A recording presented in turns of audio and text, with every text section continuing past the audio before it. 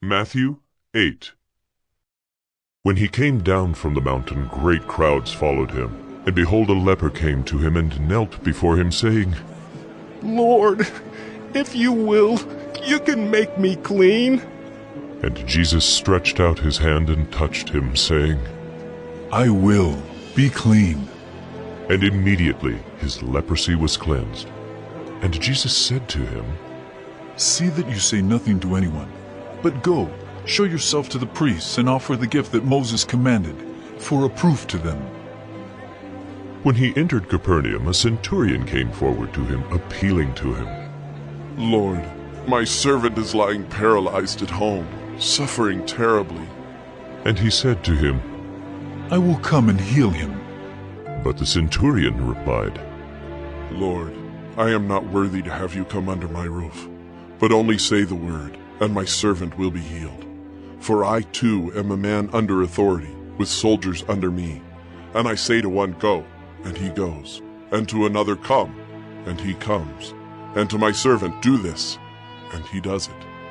When Jesus heard this, he marveled and said to those who followed him, Truly I tell you, with no one in Israel have I found such faith.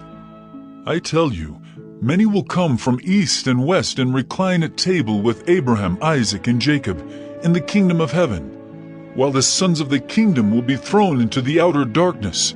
In that place there will be weeping and gnashing of teeth. And to the centurion Jesus said, Go, let it be done for you as you have believed. And the servant was healed at that very moment. And when Jesus entered Peter's house, he saw his mother-in-law lying sick with a fever. He touched her hand, and the fever left her, and she rose and began to serve him. That evening they brought to him many who were oppressed by demons, and he cast out the spirits with a word, and healed all who were sick. This was to fulfill what was spoken by the prophet Isaiah. He took our illnesses and bore our diseases. Now when Jesus saw a crowd around him, he gave orders to go over to the other side. And a scribe came up and said to him, Teacher, I will follow you wherever you go. And Jesus said to him, Foxes have holes, and birds of the air have nests, but the Son of Man has nowhere to lay his head. Another of the disciples said to him, Lord, let me first go and bury my father. And Jesus said to him, Follow me, and leave the dead to bury their own dead. And when he got into the boat, his disciples followed him. And behold, there arose a great storm on the sea, so that the boat was being swamped by the waves. But he was asleep. And they went and woke him, saying, Save us, Lord! We are perishing! And he said to them, Why are you afraid, O you of little faith? Then he rose and rebuked the winds and the sea. And there was great calm. And the men marveled, saying, What sort of man is this, that even winds and sea obey him?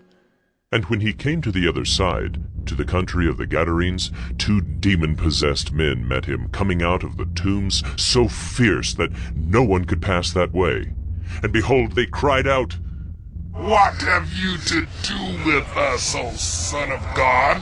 Have you come here to torment us before the time? Now a herd of many pigs was feeding at some distance from them, and the demons begged him, saying, If you cast us out, send us away into the herd of pigs.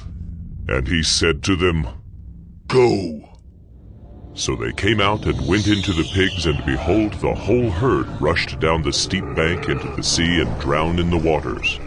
The herdsmen fled, and going into the city they told everything, especially what had happened to the demon-possessed men.